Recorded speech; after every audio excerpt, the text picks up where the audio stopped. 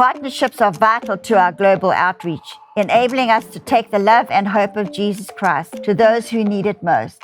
Our Boots on the Ground Partnership Program physically ministers to those in desperate situations all over the world. The Israel Partnership furthers Kim's legacy of outreach to Israel and Jewish people worldwide. We invite you to become a partner today. Join us today and be part of a community that inspires hope, brings restoration to life, and often healing from the past. Together, we can make a difference, and we thank you for your ongoing support.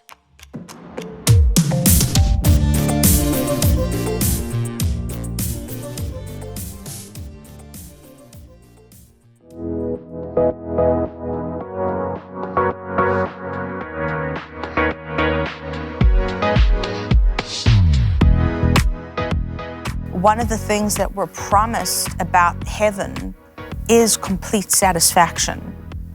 Being in the presence of Jesus at all times when he is the only true bringer of satisfaction, because those things don't come the way we think they do. It's not that we're going to feel fulfilled, and celebrities, like you were talking about, are proof of this. People that have more money than they know what to do with, a lot of them end up committing suicide or end up just throwing everything away. And I'm not saying that in judgment, I'm saying it in compassion. Yeah. Because to look at people like that, and you were thinking of your father, if I could just earn that. We might look at them, people that are really wealthy, and think, well, if I just had that, I would be so happy. And I'm not saying you wouldn't be happier, I'm sure all of us would. But I think we're also sometimes chasing something that can only truly be found when we're in the actual presence of Christ in eternity.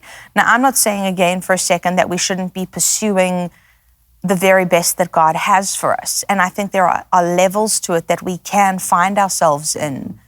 And I think that peace is infinitely more valuable than unending money. Yes. Because some people with unending money end up dying early because they're so stressed at the notion of losing that money. Right. And so I just think it's something for us to remember. We're eternal.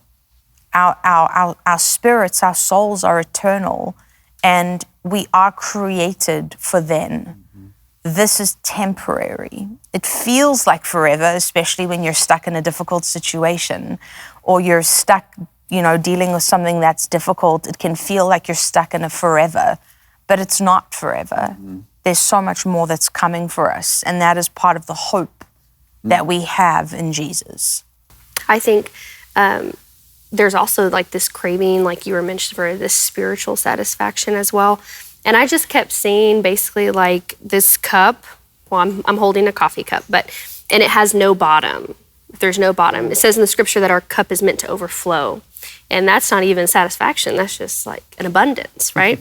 And so, but if you pour something into this and it has no bottom, it's going to come out, not overflow. It's going to empty itself. And so when I see the cup, I see like myself. And I am a vessel of mixed, right? I'm world, spiritual, flesh, spiritual. And if I am not satisfied spiritually, and I go to church every week, and I'm being poured into, and I'm spending my devotion time with God, and I'm doing all this kind of stuff, and I'm not still full, satisfied, the first thing I do is look at what's broken.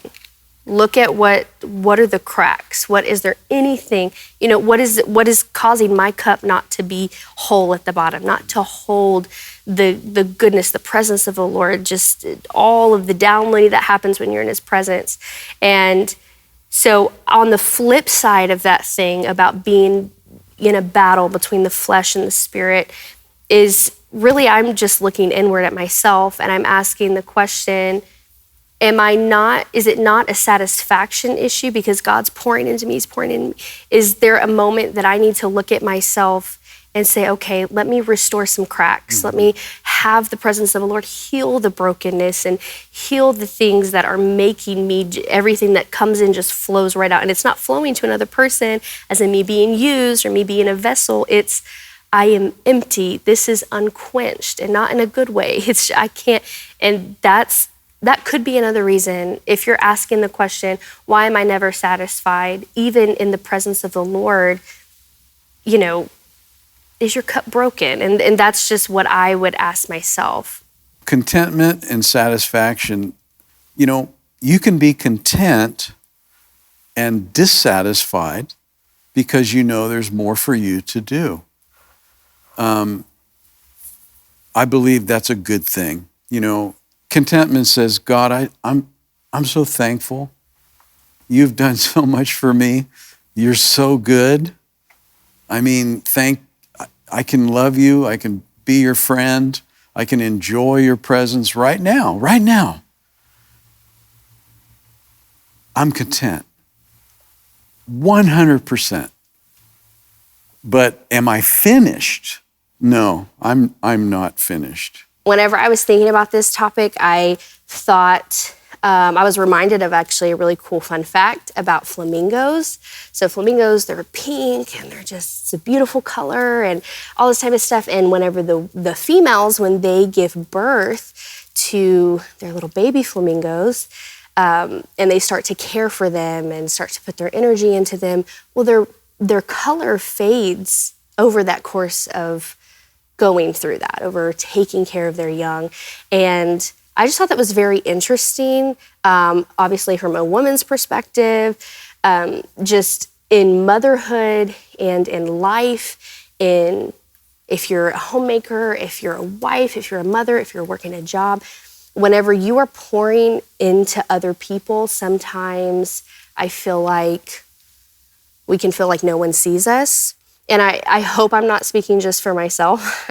I believe that there's other women out there who feel that, but that you love what you do. This is the crazy thing. You love what you do. You love taking care of your family, and you love seeing them whole and happy and healthy, and you know that your sacrifice of love made that happen. And so you have this double-sided thing that's like, man, I love that I do that. I don't regret doing that. I don't want to stop doing that. But where am I? Does anyone see me? Am I important anymore? And it's not just women. I really feel like it's men too. You get bombarded with pressure right out the gate to be a certain way, to live up to some expectation. And so this is, of course, I can't speak from a men's perspective. That's all you, Pastor Faw, but that's just kind of what I'm bringing to the table today is if there's anyone out there, men or women, who feel like over the course of your giving and over the course of your loving and just being a mother, father, husband, wife, that you feel depleted. It's one thing to have a lot of friends in church when you're contributing. You start realizing who your real friends are when you're unable to contribute. And you're stuck at home in bed watching Life Below Zero on repeat because you don't know what else to do with yourself and thinking maybe they have it worse than me in the frozen sections of Alaska. And then less and less people come around because you're not able to contribute. And so there's a whole lot of conflicting things, but asking the question, have your colors ever faded? I felt like I'd lost mine for good. I thought I was done. I didn't think I'd ever have anything back. Yeah. And to be perfectly transparent, there are still times where I feel like a shell of my former self. Yeah, it's like waves. It's waves. Yeah. I love how the Bible lifts up women. And I just want to say that in this very hour, because there are so many religions that just squash women down. It's just like, where would we be without powerful women, And we're so dependent on a strong, talented, gifted women in so many different ways. But Jesus lifts women up, and I love how, actually, in my opinion, there's no one more beautiful than a pregnant woman. And I know we had 3 children. My wife had 3 children, so I know the toll that it took on her body in many respects. But yet, I just want to say, I think ladies get more beautiful as they get older, especially because of the hidden man of the heart, how God, you want to see a beautiful woman, look at one that's filled with the Spirit of God. And it's not cliche, it's so true. And some women may feel like they're not naturally beautiful, but the beauty that God brings out in a woman is just amazing. Understand that the Lord is right there with you, surrounding you and giving you peace. To every woman that's listening, you are not alone. And we lift you up and we join forces with you, just agreeing with you for strength over your life, for encouragement, and that the peace of God rest on your mind. If you find yourself in a season where you feel like your colors have faded, there is a moment in time where the flamingo gets the color back. So be encouraged that after a season of giving, there is a time of reaping, and you will get your colors back, and just find the joy of the Lord in every situation. The reality is that he is at work, but he's always a step or several steps ahead. So a lot of times that's why we don't, obviously he's invisible, but he's old, he's pretty slow, God is. He's kind of like me, because it took him 430 years, and it says it came to pass to the day.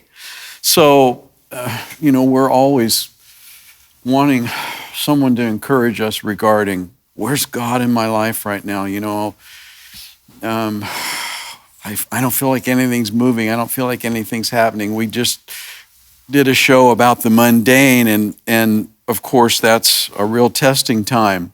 But I love the fact, our friend Kim would always say, we're somewhere in the future. We look much better than we look right now. Right now is really a beautiful day, actually. But if eye has not seen, ear has not heard, neither has entered into the heart of man the things that God has prepared for them. Do we believe that God has prepared something for us? Yes, he has. It's so inevitable, and everyone is so unique and so distinct. And it's just very exciting to think about, especially when maybe you don't feel like a whole lot is going on. And I feel like God is in the small things just as much as he's in the big things. And if you get a prophetic word tonight and you're expecting camels to walk through your door tomorrow, well, you might be waiting a minute for the camels, but it doesn't mean that God is not in the process. And so if we don't see the manifestation of something in our hands, in our life, that is like, oh yeah, God did this, you have to also see him in the process of your life, in what he kept from you, what doors he did close. God is still moving in the silence, we like to say, but it is very true. And I think that even when we can't see him, we know he's moving. There's a song and it says, even when I don't see it, even when I don't feel it, like I know that you're still moving. And I think that that is where we have to have true faith that says, God, even if I don't see the manifestation right now, I trust that the word that I got 15 years ago, I'm still standing on that promise, and I still see you working in my life, even in the small things and even in the process. The thing that I've prayed so many times, and it's sometimes the only prayer I've managed to squeak out, is please don't let me go. And that is what I have prayed so many times, countless times. Please don't let me go. When it feels like I've let go, please don't let me go. When it feels like I'm actually wishing I would drown, please don't let me go. And he has been faithful to keep me, even in the times when I kind of wish that he wouldn't. And be like, just let me go. Just, the grief is too much, the sorrow is too much. I don't know how to carry on doing this. He hasn't let me go. And so that has been my prayer. And I know this is like a bit of a weird lyric to quote, but I'm going to do it anyway, and don't get angry with me out there. There's a Radiohead song, and there's this really beautiful lyric in it, and it says, even when the ship is wrecked, I promise, tie me to the rotting deck, I promise. And I love that because obviously they're singing it in the context of a love song. And it's like, if the ship's going down, I'm going down with you. But I kind of, for me at least, sort of relate it more to God, like, even when the ship is wrecked, which I feel like I've been through, I promise. I'm not saying I've always done a good job, I haven't. But I love the imagery of tie me to the rotten deck. Like this thing looks rotten, but I'm so determined to stay with you that I'm asking you to tie me to it so that I can't leave. whether that's the imagery of the bondservants of Christ that Paul would speak about or Peter would speak about. There's something to it of just, for again, this is just, my kind of intense perspective on it, but saying to God, no matter what I'm asking, that you would just don't let me go. No matter what goes on, don't let me go. And I think that that's sometimes knowing that even, like you were saying, I can't see him, I can't necessarily feel him. It's awful feeling like I can't hear him, but I know he's there because I'm still here. Right. 1 John chapter 2 says, for the world offers only a craving for physical pleasure, a craving for everything we see, and pride in our achievements and possessions. These are not from the Father, but they are from this world, and this world is fading away, along with everything that people crave. But anyone who does what pleases God will live forever. We were just talking at lunch about sort of the irony of pain. I run from pain, but yet it seems like pain is what brings gain in my life. It's a little bit of a cliche, but it's not cliche, it's true. But yet, nevertheless, no matter how well I understand that principle, I'm constantly wanting to run from pain. And I think hopelessness in my life will come when I'm starting to look at mainly three things, and that is power, people, and possession. And it's hard not to see those things because we're surrounded by it. Jesus said the thief comes to steal, kill, and destroy. And so Jerry Saville just went to heaven, the canoe. He's known for the canoe, where he has this analogy where life is like swimming upstream against the current of the world, and he's in the canoe, and he gets it halfway turned around, and then that current just pushes him over, and it's just this fight that we're trying to go in the right direction with God, but everything's coming at us. Well, the world's not greater than God, but we realize if we have our eyes on the Lord and just really press in, and that's a constant thing, it's called work, that we can it's not our works, but it's God does require that we put forth effort, and that effort pays off well, because when we hope is like a blueprint, and if I keep my eyes on the vision,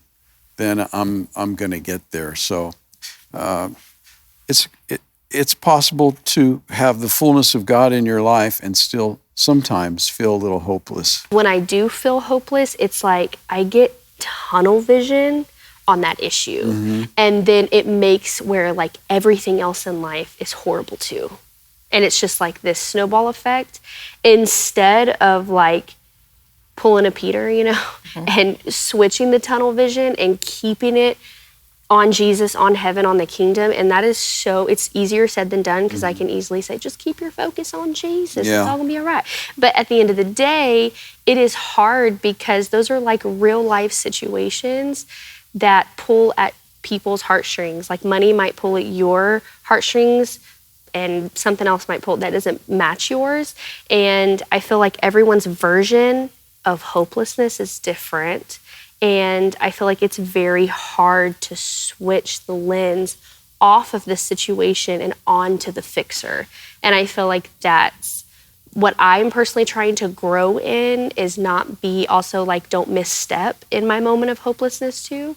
And because the question is, why do I feel? Because you're human. That's how I feel. I feel like everyone is going to go through a moment of hopelessness. Yeah. But it's like what I'm trying to conquer is to not have tunnel vision on an issue and truly trust the fixer. And I think that is, honestly, it's easier said than done, but it is possible. We always look at the victory. We always look at the miracle, but I always try and imagine what the people would have been feeling, and maybe even the leaders would have been feeling before the miracle happened. Yeah.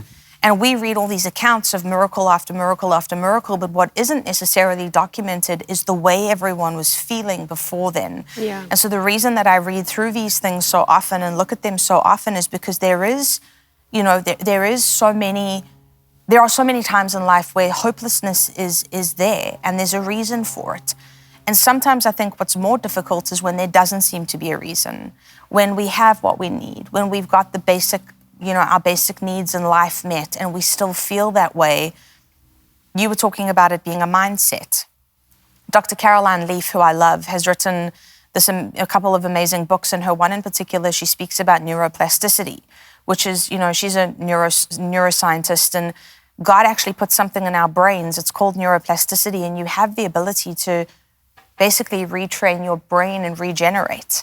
And from neurological pathways that are forged to be shifted. And it does take effort. And the difficulty of the loop of hopelessness is that you really struggle to find motivation to change. Yeah. But speaking as somebody who's gone through this myself, we spoke about our tongues being on fire a while back. And I think so often what happens is that when we feel hopeless, we start talking around that topic. And I'm not saying you shouldn't confide in someone. Right. I'm not saying you shouldn't say to somebody, hey, I'm struggling, can you help me? But we have to also foster an environment for ourselves that opens the pathway to be able to trust God for the miracle to come. And even if the miracle takes time, where is God in all of this? Like, where is He?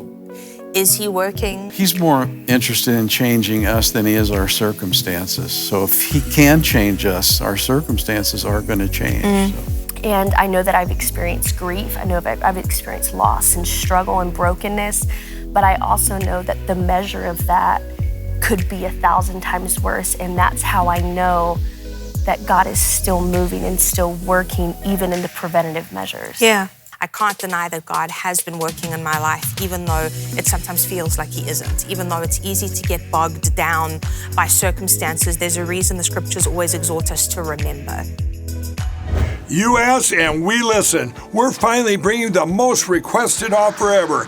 Get the queen size premium MyPillow, now only $19.98. MyPillow is made with patented adjustable fill. It adjusts to your exact individual needs regardless of your sleep position. It helps keep your neck aligned and holds its shape all night long so you get the best sleep of your life. But that's not all. Get our 6-piece kitchen or bath towel sets only $25. Our brand new mattress topper as low as $69.98. Get our famous MyPillow bed sheets for as low as $25 and so much more. So go to MyPillow.com or call the number on your screen. Use your promo code to get huge discounts on all MyPillow products, including the premium queen size MyPillow, only $19.98. That's the lowest price ever. Don't delay, order today. From all of us here at MyPillow, thanks America! We here at the House of Destiny are partnering with you to let our viewers, of course, know about your company. It's Beverly Hills Precious Metal. Andrew, explain how that works. So I'll walk you through it right now. So if you go to bh-pm.com, right there on the homepage, you'll see a form that you could fill out. And that form is very important in letting us know how we can help you. So you just put in your first name, last name, email address, phone number. There's a section that says, how did you hear about us? And in there, put Kim Clement. And then there's a portion where you could write a couple of notes down on the bottom. Usually within about 24 to 48 hours, we'll contact you by phone call, and then we'll go over everything with you. This isn't a high pressure deal. We always recommend that if you feel uncomfortable, take a step back, pray about it. You will gain the answers that you need by doing that, and come back to us when you're comfortable.